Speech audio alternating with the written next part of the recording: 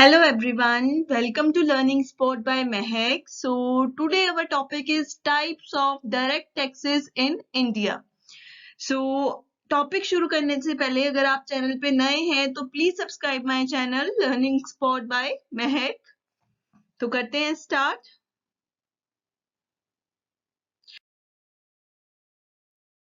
तो अगर हम डायरेक्ट टैक्स की बात करें, डायरेक्ट टैक्स होता क्या है?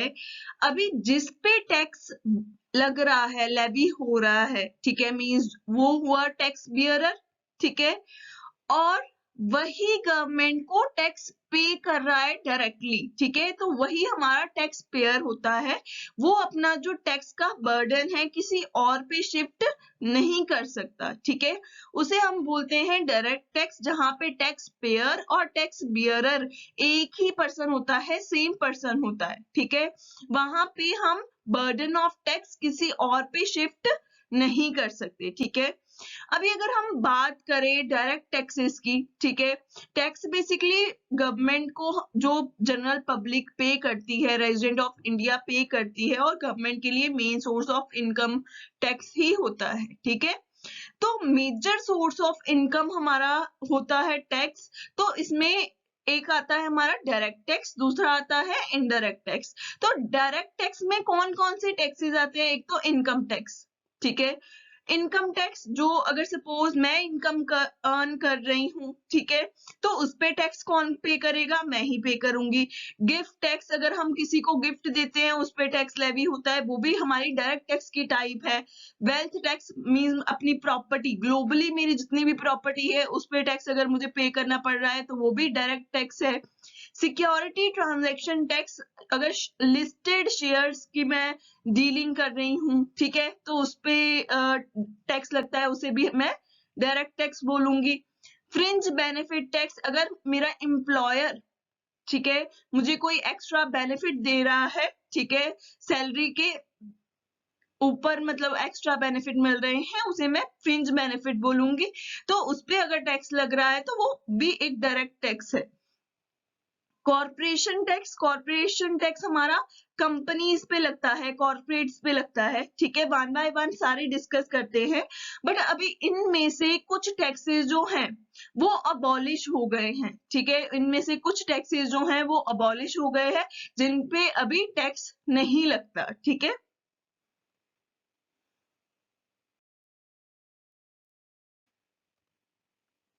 तो अगर हम बात करें डायरेक्ट टैक्सेस की, तो सबसे पहले आता है हमारा इनकम टैक्स, ठीक है, जो कि रेगुलेट होता है अंडर इनकम टैक्स एक्ट 1961। और गिफ्ट टैक्स जो कि इंट्रोड्यूस हुआ था 1958 में और वो अबॉलिश हो गया है 1998 में, ठीक है। तो ये टैक्स अभी डायरेक्ट टैक्सेस के अंडर नहीं आता। जो गिफ्ट टैक्स का पार्ट है वो अभी इनकम टैक्स के अंडर कवर होता है, ठीक है, इनकम टैक्स के अंडर ही इसे मर्ज कर दिया गया है, ठीक है। नेक्स्ट है हमारा वेल्थ टैक्स, जो अभी अबॉलिश हो गया है, ठीक है, इंट्रोड्यूस हुआ था 1957 में और अबॉलिश हो गया है 2015 में, ठीक है। तो अब जैसे हम जब भी डायरेक्ट टैक्सेस की बात करते हैं, ठीक है, तो हम बोल देते हैं income tax, property tax, wealth tax, ठीक है। बट एक्चुअल में जो वेल्थ टैक्स है वो एक डायरेक्ट टैक्स था, ठीक है, अभी ये अबॉलिश हो चुका है। तो वेल्थ टैक्स अभी डायरेक्ट टैक्स का पार्ट नहीं है, ठीक है। नेक्स्ट है हमारा सिक्योरिटी ट्रांजैक्शन टैक्स। तो ये लेवी होता है purchase and sale of securities which are listed under the recognized stock exchange, ठीक है, तो ये अभी भी हमारा डायरेक्ट टैक्स का पार्ट है। नेक्स्ट है हमारा fringe benefit tax. Fringe benefit tax होता है फ्रिंज बेनिफिट्स जो हमें सैलरी के ऊपर और बेनिफिट्स हमारा एम्प्लॉयर दे, ठीक है, उस पे भी हमें टैक्स पे करना पड़ता है, तो वो एक तरह से फ्रिंज बेनिफिट टैक्स होता है, ठीक है। तो जो इंट्रोड्यूस हुआ था 2004 में और अबॉलिश हो गया है 2010 में, मतलब फ्रिंज बेनिफिट टैक्स अभी डायरेक्ट टैक्स का पार्ट नहीं है, ठीक है। कॉर्पोरेशन टैक्स पे करती है हमारी कंपनीज, ठीक है, कॉर्पोरेट्स, बिजनेसेस हो गए, ठीक है। तो ये सारे हैं हमारे टाइप्स ऑफ डायरेक्ट टैक्सेस। तो अभी वन बाय वन हम डिस्कस कर लेते हैं।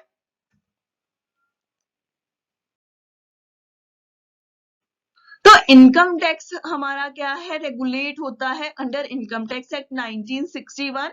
ठीक है, ये हमारा एक डायरेक्ट टैक्स है जो कौन चार्ज करता है, हमारी सेंट्रल गवर्नमेंट चार्ज करती है on the income earn during the financial year.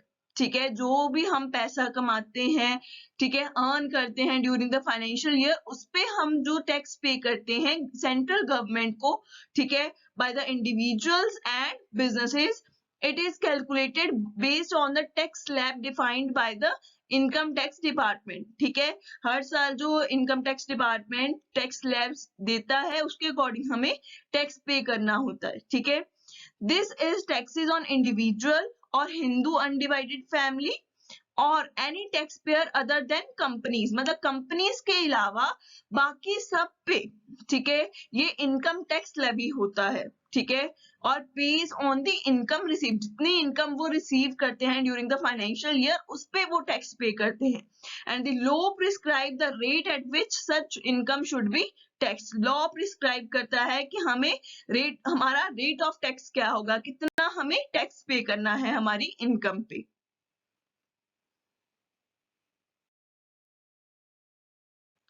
तो यहाँ पे इनकम टैक्स एक्ट के अंडर क्लासिफाई किया गया है टाइप्स ऑफ टैक्स पेयर।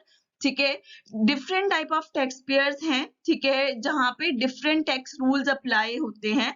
तो वो कौन कौन से टैक्स पेयर्स हैं? सबसे पहले इंडिविजुअल, जैसे मेरे और आपके जैसे लोग। ठीक है, हिंदू अनडिवाइडेड फैमिली, ठीक है, जहाँ पे फैमिली बिजनेस एक होता है जो बरसों से चला आता है, जहाँ पे एक करता होता है। ठीक है, नेक्स्ट है हमारे फर्म्स, पार्टनरशिप फर्म्स, ठीक है, वहां पे भी इनकम टैक्स लेवी होता है। Association of persons and body of individuals, ठीक है। अभी इन दोनों में क्या डिफरेंस है? अगर सपोज दो इंडिविजुअल मिलके बिजनेस कर रहे हैं, जैसे मैं, ठीक है, महक, आप, सपोज आपका नेम है नेहा, ठीक है, हम दोनों क्या है, दो इंडिविजुअल्स हैं और हम एक ज्वाइंट वेंचर कर रहे हैं कुछ टाइम के लिए। ठीक है, एक प्रोजेक्ट हमें मिला है तो उसके लिए हम जुड़े हैं, ठीक है, कुछ टाइम के लिए, तो हम हो गए बॉडी ऑफ इंडिविजुअल्स। ठीक है, बट अगर सपोज मैं एक इंडिविजुअल हूं, आप एक पार्टनरशिप फर्म हो, ठीक है, तो हम दो क्या है, पर्सन है। ठीक है, तो हम अगर कुछ टाइम के लिए एक तरह से ज्वाइंट वेंचर फॉर्म कर रहे हैं तो हम क्या होंगे, एसोसिएशन ऑफ पर्संस। ठीक है, या ऐसा भी हो सकता है मैं एक इंडिविजुअल हूं और आप एक हिंदू अनडिवाइडेड फैमिली हो। ठीक है, या मैं एक पार्टनरशिप फर्म हूं और आप भी एक पार्टनरशिप फर्म हो। ठीक है, हम दोनों मिलके एक ज्वाइंट वेंचर में एंटर हो रहे हैं तो हम उसे क्या बोलेंगे, एसोसिएशन ऑफ पर्संस। ठीक है, नेक्स्ट हमारा आता है लोकल अथॉरिटी। ठीक है, लोकल अथॉरिटी हमारी आती है जैसे म्युनिसिपैलिटीज। ठीक है, नेक्स्ट है हमारा आर्टिफिशियल जुडिशियल पर्सन। ठीक है, जिनको लॉ के अंदर स्पेशल पावर्स दी जाती हैं। ठीक है, जैसे हमारी यूजीसी हो गई। ठीक है, और भी कई सारे आर्टिफिशियल जुडिशियल पर्सन होते हैं। ठीक है, जो एक आर्टिफिशियल पर्सन होता है, मतलब कोई इंडिविजुअल पर्सन नहीं होता, फिजिकल पर्सन नहीं होता, जो लॉ के अंडर क्रिएट किया जाता है। ठीक है, क्रिएटेड बाय लॉ।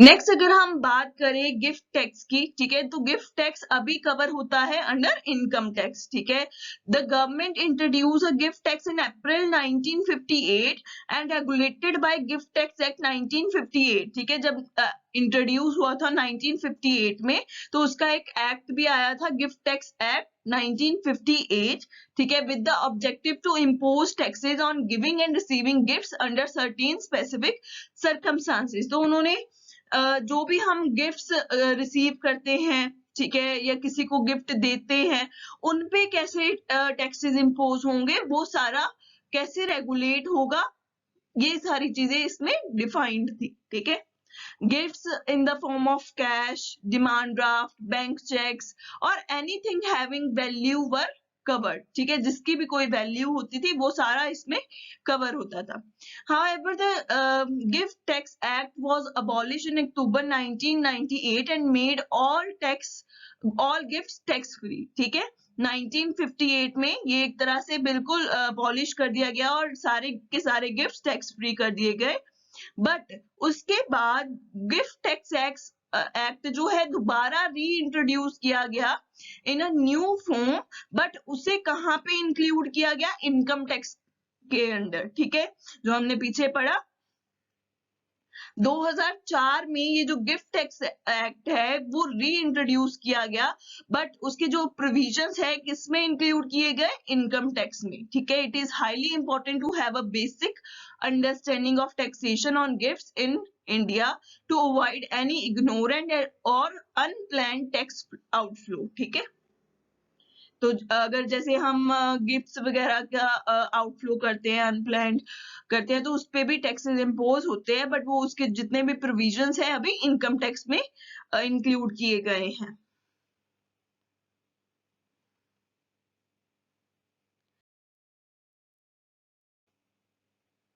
नाउ अगर हम वेल्थ टैक्स की बात करें तो वेल्थ टैक्स हमारा लेवी होता है, ठीक है, ऑन प्रॉपर्टी, ठीक है, ऑन अवर एसेट्स, ठीक है। तो कितना ये वेल्थ टैक्स हमारा 1% लेवी होता है हमारी नेट वेल्थ पे इन एक्सेस ऑफ 30 लाख। अगर हमारी नेट वेल्थ 30 लाख से अबव है तो 1% हमें वेल्थ टैक्स पे करना होता है। नो एक्स्ट्रा सेस और surcharges is levied on wealth tax. कोई भी एक्स्ट्रा सरचार्ज या सेस हमें इस पे नहीं पे करना होता। हमारी जितनी भी एसेट्स है, ठीक है, चाहे इंडिया में है चाहे अब्रॉड में है, ठीक है, अगर हम इंडिया के रेजिडेंट हैं, ठीक है, तो हमें पूरी प्रॉपर्टी पे टैक्स पे करना होता है, वेल्थ टैक्स पे करना होता है। यहाँ पे अगर हम इंडियन रेजिडेंट है, ठीक है, तो वहां पे हमें जितनी भी प्रॉपर्टी हमारी इंडिया में है चाहे अब्रॉड में है सारी पे 1% वेल्थ टैक्स पे करना होता है।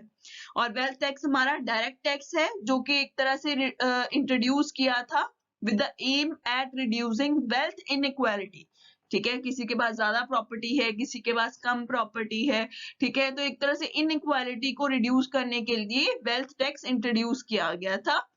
Unlike income tax which is levied on the income of tax payer, ठीक है।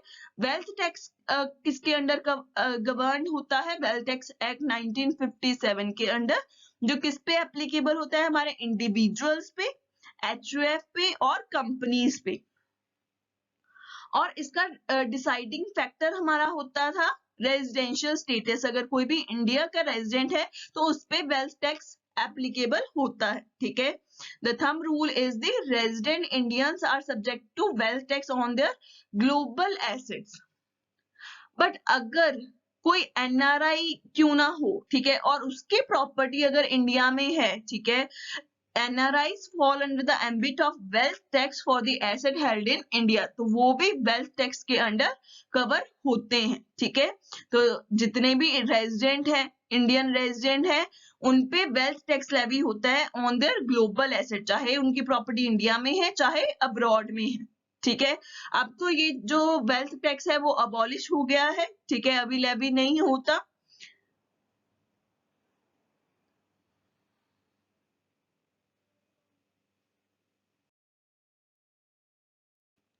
नेक्स्ट है हमारा सिक्योरिटी ट्रांजैक्शन टैक्स, ठीक है। Security transaction tax is a kind of turnover tax where the investor has to pay a small tax on the total consideration paid or received in the share transaction, ठीक है। Basically share की जितने भी transaction हम करते हैं, purchase और cell of shares, वो भी लिस्टेड, ठीक है, सिक्योरिटीज की under the recognised stock exchange, तो वहां पे सिक्योरिटी ट्रांजैक्शन टैक्स लेवी होता है, ठीक है। और ये इंट्रोड्यूस किया गया है इन द बजट ऑफ 2004 और इम्प्लीमेंट किया गया है फ्रॉम अक्टूबर 2004 से, ठीक है। और सिक्योरिटी ट्रांजैक्शन टैक्स हमारा एक डायरेक्ट टैक्स है, ठीक है, गवर्नमेंट ने अनाउंस किया है on 24th March 2023 से that security transaction tax will be increased by 25%, ठीक है। 1 अप्रैल 2023 से ये जो सिक्योरिटी ट्रांजैक्शन टैक्स है वो 25% से इंक्रीज हो गया है, ठीक है, 25% से इंक्रीज हो गया है। And the security transaction tax on futures हमारी एक सिक्योरिटी की टाइप है, ठीक है, उस पे 0.0125% होगा, ठीक है, जो कि करंटली हमारा 0.01% था, ठीक है।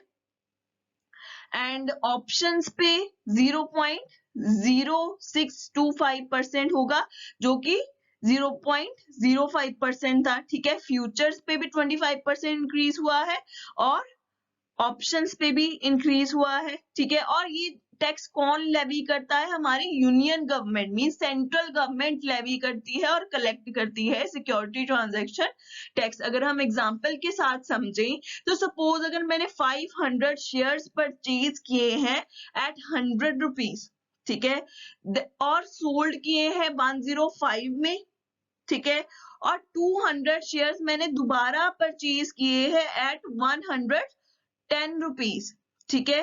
तो security transaction tax for intraday trades is equal to 500 into 103.75, जो कि हमारा एवरेज प्राइस होगा। ठीक है,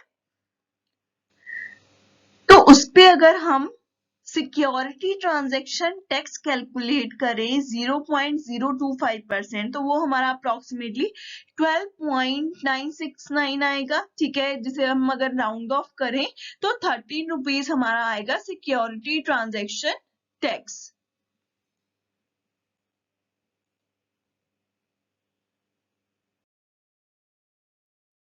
Next is fringe benefit tax. ठीक है, fringe benefit is anything which is offered by the employer to his or her employee that is not a part of salary. ठीक है, means salary के अलावा और जो कुछ भी हमारा एम्प्लॉयर एम्प्लॉय को देता है, जैसे कि tickets, reimbursements, superannuation contribution, company vehicle. ठीक है, तो ये सारे हमारे फ्रिंज बेनिफिट्स होते हैं। ठीक है, वो भी एक डायरेक्ट टैक्स का पार्ट था। ठीक है, जो कि फ्रिंज बेनिफिट टैक्स उस पर लेवी होता था, is a tax owed by an employer on certain benefits provided to the employees, or these benefits can be in the form of financial or non-financial rewards. तो वो कुछ financial nature की भी हो सकती थी और नॉन फाइनेंशियल नेचर की भी हो सकती हैं। ठीक है, like company cars, private health care, educational benefits. तो इस पे जो टैक्स लगता था वो है फ्रिंज बेनिफिट टैक्स, जो कि अब अबॉलिश हो गया है। ठीक है, इंट्रोड्यूस हुआ था 2004 में और अबॉलिश हो गया है 2010 से।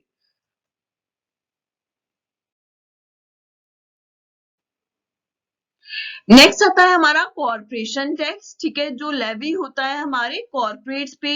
ठीक है, जितनी भी हमारी कंपनीज हैं, ठीक है, प्रॉफिट अर्न करती हैं, उस पे जो टैक्स लेवी होता है उसे हम बोलते हैं कॉर्पोरेट टैक्स। ठीक है, corporate tax is a tax on the profit of corporation. The taxes are paid on the company's taxable income.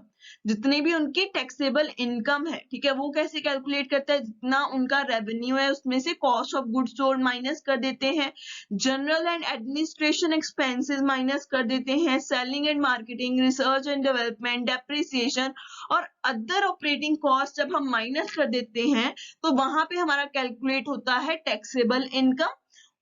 उस पे हम कॉर्पोरेट टैक्स पे करते हैं। ठीक है, और ये यहाँ पे कंपनीज दोनों प्राइवेट और पब्लिक कंपनीज जो कि रजिस्टर्ड हुई हैं अंडर इंडिया, दोनों कवर होती हैं। ठीक है, इंडिया के अंडर कंपनीज एक्ट 1956 में अगर रजिस्टर्ड हुई हैं, चाहे 2013 एक्ट के अंडर रजिस्टर्ड हुई हैं, वो लाइबल हैं कॉर्पोरेट टैक्स पे करने के लिए। तो अगर हम रेट ऑफ टैक्सेस की बात करें तो यहाँ पे अगर कोई भी डोमेस्टिक कंपनी है with the annual turnover up to ₹250 crore, ठीक है, तो उस पे कॉर्पोरेट टैक्स रेट हमारा 25% लेवी होता है। ठीक है, और अगर उनकी नेट इनकम 10 करोड़ से ज्यादा है तो उस पे उन्हें सरचार्ज भी पे करना पड़ता है। मींस कॉर्पोरेट टैक्स के ऊपर और भी टैक्स पे करना होता है सरचार्ज के रूप में। ठीक है, 12%। तो अगर उनका टर्नओवर 250 करोड़ से अबव है, ठीक है, डोमेस्टिक कंपनीज का, तो 30% कॉर्पोरेट टैक्स रेट और उसके ऊपर 12% सरचार्ज पे करना होता है। ठीक है, नेक्स्ट हमारी आती है फॉरेन कंपनी, उनके लिए फ्लैट रेट है 40% कॉर्पोरेट टैक्स रेट। ठीक है, और 5% सरचार्ज अगर उन्हें 10 करोड़ से ज्यादा नेट इनकम हो रही है। ठीक है, अभी आप बोलोगे यहाँ पे सरचार्ज कम क्यों है? अभी देखो उन पे कॉर्पोरेट टैक्स रेट भी तो ज्यादा लग रहा है। ठीक है, तो उस पे सरचार्ज इसलिए कम है। तो थैंक यू। अगर आपको वीडियो अच्छी लगी है तो please like, comment, share and subscribe learning spot by Mahak.